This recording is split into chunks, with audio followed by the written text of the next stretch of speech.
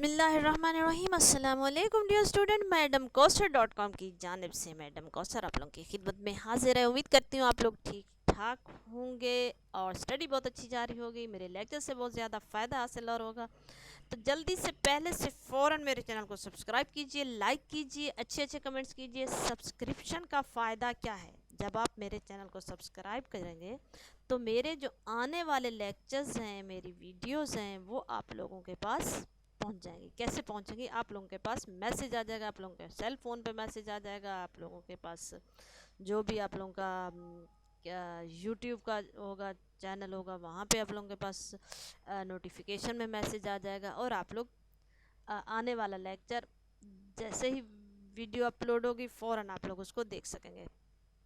तो इसलिए जल्दी से पहले से फ़ौरन मेरे चैनल को सब्सक्राइब कर लीजिए ताकि बग़ैर किसी इंतज़ार के आप लोगों को वीडियो मिलती रहे। स्टूडेंट, हमारा जो लास्ट टॉपिक था जर्नल एंट्रीज़ के बारे में था। हम लोगों ने जर्नल एंट्रीज़ का ओवरव्यू था वो देखा था, फॉर्मेट उसका बनाया था कि जर्नल एंट्रीज़ का किस तरह से फॉर्मेट बनाते हैं, डेबिट क्रेडिट के बारे में जाना था। आज हम लोग स्पेसिफिक जो हमारा टॉपिक है उसको लेके चल रहे हैं। एसेट्स रिलेटेड जो एंट्रीज़ हैं उनको करेंगे। एसेट का डिस्पोजल देखेंगे, डेप्रिसिएशन के बारे में थोड़ा बहुत जानने की कोशिश करते हैं एंड उसकी जो एंट्रीज़ वगैरह हैं वो करेंगे। तो सबसे पहले देखते हैं कि मैंने ये आप लोगों के लिए थोड़ा सा डेटा जो है ना वो यहाँ पे कलेक्ट किया है। The company purchase $6,000 merchandise 600 units on credit. जी, बताइए इसकी किस तरह से एंट्री हो गई, सोचिए आप लोग।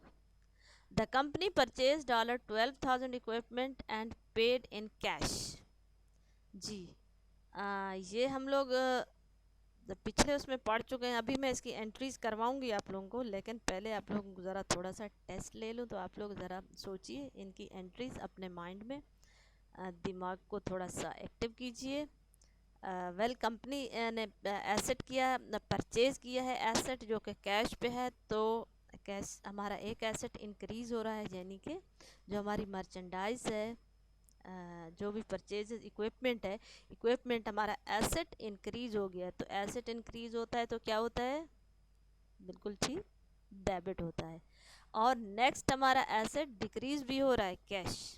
तो एसेट डिक्रीज़ होने से क्या होता है? क्रेडिट होता है। ठीक है, अच्छा जी। कंपनी ने सोल्ड किए हैं 500 units of merchandise at the price of 11,000। Customer paid $9,000 in cash and at the time of sale। जी, बताइए ज़रा, 11,000 पे बिक गई, सोल्ड आउट हो गई प्रोडक्ट्स। जब 11,000 पे सेल हो गई तो क्या हो गया कि कंपनी के पास 9,000 कैश आ गया। कैश एसेट इंक्रीज हुआ तो क्या हो गया? जी, डेबिट हो गया। एंड साथ में 11,000 की जा रही है, 2,000 और रहते हैं, 2,000 उधार है। उधार क्या होता है? अकाउंट्स रिसीवेबल होता है। तो अकाउंट्स रिसीवेबल भी कंपनी का इंक्रीज हो रहा है, तो क्या हो रहा है? वो भी सेम टाइम डेबिट हो रहा है। यानी 9,000 हमारा कैश डेबिट हो रहा है, कैश एसेट्स। 2,000 हमारा अकाउंट्स रिसीवेबल एसेट डेबिट हो रहा है। क्रेडिट क्या हो रहा है? जो गुड्स सोल्ड हो गई, प्रोडक्ट सेल हो गई, जब मर्चेंडाइज सेल हो गई तो सेल्स रेवेन्यू हो गया, और रेवेन्यू इंक्रीज होके क्या होगा? क्रेडिट। तो 11,000 से रेवेन्यू क्रेडिट हो गया एंड 9,000 से कैश डेबिट हो गया एंड 2,000 से क्या हो गया? अकाउंट्स रिसीवेबल डेबिट हो गया। ये इसकी एंट्रीज़ मैंने की हुई हैं नेक्स्ट पेज पे। उसको अभी हम ये पूरा इसका एक ओवरव्यू लेने के बाद उस पेज पे जब देखेंगे तो वहाँ पे आप लोगों को मज़ीद ये क्लियर हो जाएगा। अब देखते हैं एसेट डिस्पोजल। एसेट डिस्पोजल होता क्या है? The disposal of asset involves eliminating assets from the accounting records. This is needed to completely remove all traces of an asset from the balance sheet, known as derecognition. Derecognition. An asset disposal may require the recording of a gain or loss on the transaction in the reporting period when the disposal occur. Disposal क्या होता है? Asset को completely accounting record से remove कर दिया जाता है, यानी उस चीज़ को निकाल दिया जाता है। निकालने से कैसे निकाला जाता है? डेफिनेटली उसको बेचा जाता है। अब ये जो रिमूवल होता है, इसको बैलेंस शीट में जो एसेट्स होते हैं उसमें से भी निकाल दिया जाता है। जैसे कोई चीज़, कोई एसेट बिका, उसको निकाला, तो उसका जो रिकॉर्ड है वो अकाउंटिंग बुक्स ऑफ रिकॉर्ड से भी निकला, बैलेंस शीट से भी निकला। और ये क्या हो गया, इसको किस तरह से जाना जाता है? स्पेशल टर्म है जो कि डी रिकॉग्निशन के नाम से जानी जाती है। अब क्या है कि एसेट डिस्पोजल जो होता है उसके ऊपर या तो गेन होता है या लॉस होता है, यानी कि जो भी चीज़ बिकती है या तो वो प्रॉफिट में बिकती है या वो नुकसान में जाती है। ठीक है। और ये एक पहले इसके बारे में जो हमारे अकाउंटिंग कॉन्सेप्ट्स है उसके उसमें हम लोग टाइम पीरियड के बारे में जान चुके हैं। तो यहाँ पे भी यही है कि जो रिपोर्टिंग पीरियड होता है उसके अंदर वो डिस्पोजल जो होता है वो अक्कर होता है। अब होता क्या है कि जो भी कंपनी कोई एसेट ख़रीदती है तो एसेट पे क्या होता है कि उसकी एक यूज़फुल लाइफ, यानी उसकी ऐसी उम्र का, लाइफ का तयन कर दिया जाता है कि ये जो हम एसेट ख़रीद रहे हैं ये इतने टाइम हमें फ़ायदा देगा, उसके बाद इसकी लाइफ ख़त्म हो जाएगी, ज़िंदगी ख़त्म हो जाएगी, ये बिल्कुल डेड हो जाएगा। मिसाल के तौर पे कंपनी एक गाड़ी ख़रीदती है, ठीक है। यहाँ पे ये एग्जांपल आ रही है, इसी को ही देख लेते हैं कि मशीन खरीदी गई है 50,000 की और उसकी 5,000 डेप्रिसिएशन का तयन किया गया और इसकी जो लाइफ है वो 10 साल है। ठीक है, यानी एक मशीन है, गाड़ी है, जो भी है, XYZ कोई प्लांट है, जो भी है, वो 50,000 का ख़रीदा गया, 10 साल उसने चलना है। अब जब वो 10 साल चलेगा तो हर साल उसकी जो वैल्यू है वो 5,000 गिरती जाएगी, यानी उसका जो इस्तेमाल है वो हर साल 5,000 से वो गिरता जाएगा और 10 साल में वो अपने 50,000 पूरे कर लेगा। और ये जो होता है, ये जो वैल्यू गिरना होता है, ये क्या होती है? ये डेप्रिसिएशन एक्सपेंस कहलाता है। इस पे हम अलग से एक कंप्लीट टॉपिक है, एक चैप्टर है, तो इसकी हम डिटेल में पढ़ेंगे। फ़िलहाल हम इसको एसेट को एंट्रीज कर रहे हैं तो इसका भी बीच में आ जाता है थोड़ा बहुत, तो इसको ऐसे ही देख रहे हैं। अब हो क्या रहा है कि at the time machine is fully depreciated, ABC gives it away and record the following entries. जी, अब जब एसेट अपनी लाइफ पूरी कर चुका, ख़त्म हो गया, एंड हो गया, अब उसको निकालना है, रिमूव करना है, एलिमिनेट करना है अकाउंटिंग रिकॉर्ड से, बैलेंस शीट से। तो अब क्या हो रहा है,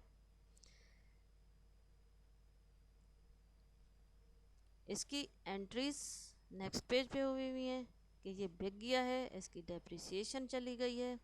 तो इसको अभी ही देख लेते हैं हम लोग।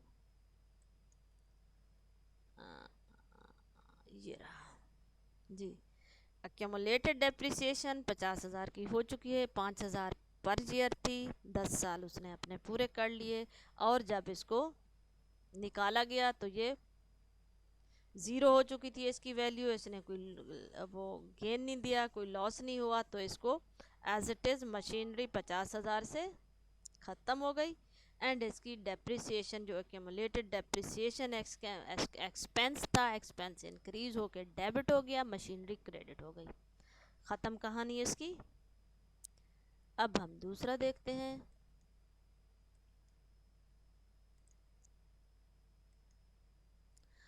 दूसरा डेटा हमारे पास ये है कि कंपनी ने बेची है 1,00,000 रुपए की मशीन जिसकी 35,000 कैश मिला, यानी 1,00,000 की मशीन थी कंपनी के पास मशीन थी 1,00,000 की जो कि बिकी है 35,000 में।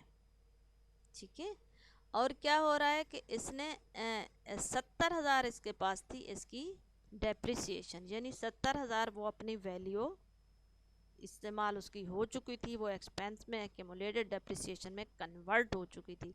तो 1 लाख से अगर 70,000 निकालते हैं तो ये बनता है हमारा खैर से 30,000 बचता है।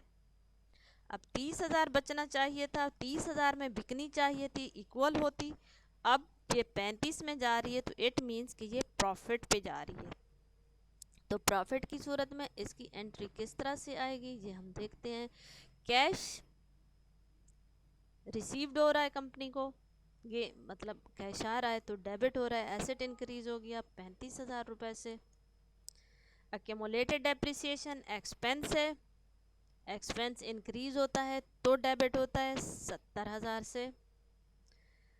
गेन ऑन एसेट डिस्पोजल कितने आ रहा है, 30,000 की जानी चाहिए थी, 35,000 पे जा रही है, तो 5,000 का क्या हो रहा है, कंपनी को मुनाफा दे के जा रही है, प्रॉफिट गेन दे के जा रही है। तो गेन हमारा रेवेन्यू या गेन हमारा इंक्रीज होने की सूरत में क्या होता है, डेबिट होता है, तो 5,000 डेबिट सॉरी क्रेडिट होता है, सॉरी कुछ गलत इस्तेमाल हो गया। हमारा जो गेन होता है वो इंक्रीज होके क्रेडिट होता है, डेबिट नहीं होता है।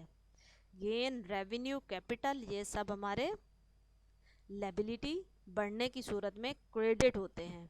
तो गेन एसेट पे जो गेन हो गया है वो क्रेडिट हो रहा है 5,000 से। ये गेन कौन सा है, ये 30,000 में जानी चाहिए थी, 35 में जा रही है, तो ये 5,000 जो है ये गेन हो रहा है। और जो एसेट जो ख़रीदा गया था, मतलब जो एसेट की ओरिजिनल कीमत थी वो निकाल दिया गया है, इसको ख़त्म कर दिया गया है, तो एसेट डिक्रीज़ हो रहा है। तो एलिमिनेट होने की सूरत में 1 लाख से वो क्या हो रहा है, क्रेडिट हो गया, ख़त्म हो गया। अब हम अपना नेक्स्ट एंट्री देखते हैं।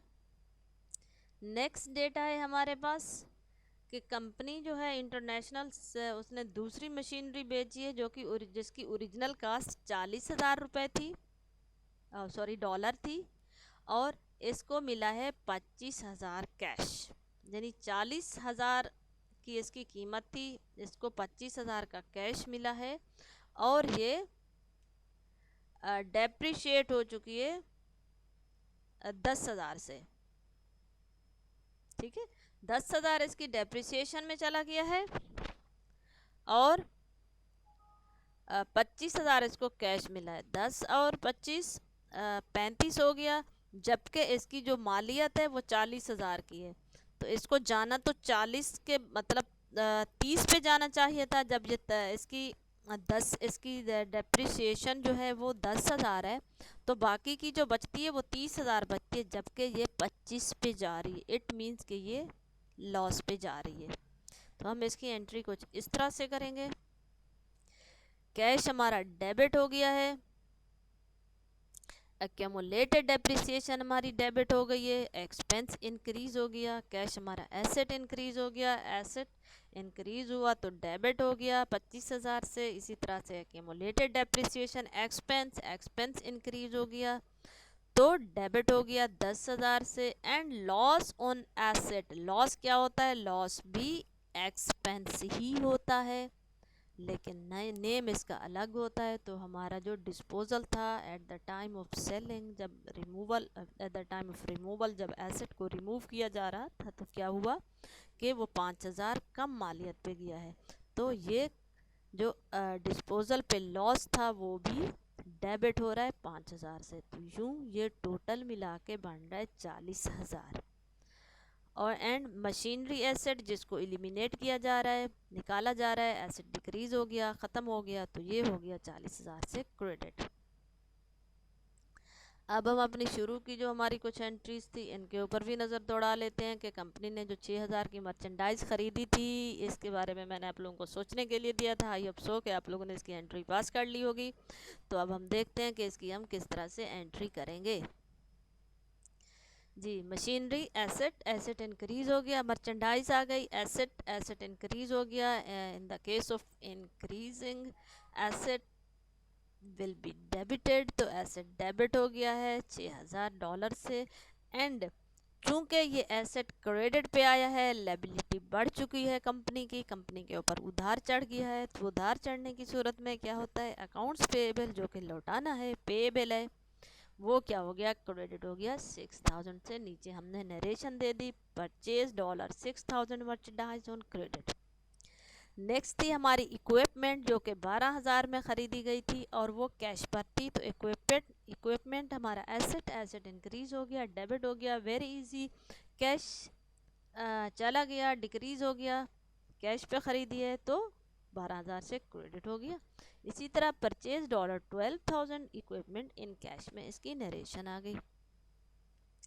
नेक्स्ट एंट्री हमारी थी कि मर्चेंडाइज 11000 में सोल्ड आउट की गई थी और उसमें से 9000 कैश में मिला था, 2000 कंपनी को उधार था। अभी 2000 रुपये लेने थे, उधार पे थे, वो इसके बारे में जान लिया था। कैश एसेट इंक्रीज हो गया, डेबिट हो गया, अकाउंट्स रिसीवेबल उधार का एसेट है, डेटर्स का एसेट है, इसको हम सन्ड्री डेटर्स के नाम से भी लिख सकते हैं। इंडिया में इसको डेटर्स के नाम से ज़्यादातर रिकॉर्ड किया जाता है, पाकिस्तान में अकाउंट्स रिसीवेबल के नाम से हम लोग इसको रिकॉर्ड करते हैं। तो हमारा अकाउंट्स रिसीवेबल एसेट इंक्रीज हो गया, डेबिट हो गया, 11000 बन गया टोटल। एंड सेल्स रेवेन्यू हमारा इंक्रीज हो गया तो क्रेडिट हो गया 11000 से। Sold merchandise at 11,000 price and receive 9,000 in cash. अच्छा, ये उधर डेटे में नहीं है, ये मैंने इधर से ही बना ली थी। टू परचेज बिल्डिंग परचेज की गई है 2 लाख से और कैश पे ख़रीदी गई है, तो बिल्डिंग एसेट इंक्रीज हो गया कंपनी का 2 लाख से, सॉरी हाँ 2 लाख से एसेट इंक्रीज हो गया। एंड कैश पे ख़रीदी गई है, कैश चला गया, डिक्रीज हो गया एसेट, तो एसेट डिक्रीज होने की सूरत में क्रेडिट हो गया 2 लाख रुपए से। 2 लाख डॉलर, सॉरी रुपए नहीं है, डॉलर है ये। Purchase $2000 building in cash for office use. तो स्टूडेंट ये है हमारा आज का लेक्चर। आई होप सो कि आप लोगों को बहुत अच्छे से समझ आ गया होगा, बहुत क्लियर हो गया होगा एसेट का जो कॉन्सेप्ट है। ये जो डेप्रिसिएशन के बारे में हम लोगों ने कुछ ज़्यादा नहीं जाना, लेकिन ये कि मैंने कोशिश की है जो भी आप लोगों को समझा रही हूँ वो क्लियर हो जाए। तो आई होप सो कि आप लोगों को समझ आ गया होगा। नेक्स्ट हमारा जो लेक्चर होगा वो एसेट्स के बारे में होगा। हम उसमें देखेंगे कि एसेट्स जो ऑल एसेट्स है, मैं कोशिश करूँगी जितने भी एक्सपेंसेस, आज कुछ ज़्यादा ही मेरी ज़ुबान फिसल रही है, वेल माजरत चाहती हूँ, आप लोग माफ़ कर दीजिएगा। तो जितने भी हमारे एक्सपेंसेस हैं, एक्सपेंसेस की जो कंप्लीट हेड्स आते हैं उनको मैं कवर कराने की पूरी कोशिश करूँगी। अगर कोई रह जाए तो खैर आप लोग खुद ही देख लीजिएगा, माशाल्लाह काफ़ी इंटेलिजेंट बच्चे हैं आप लोग। तो नेक्स्ट लेक्चर तक के लिए इजाज़त दीजिए। टेक केयर एंड अल्लाह हाफिज़।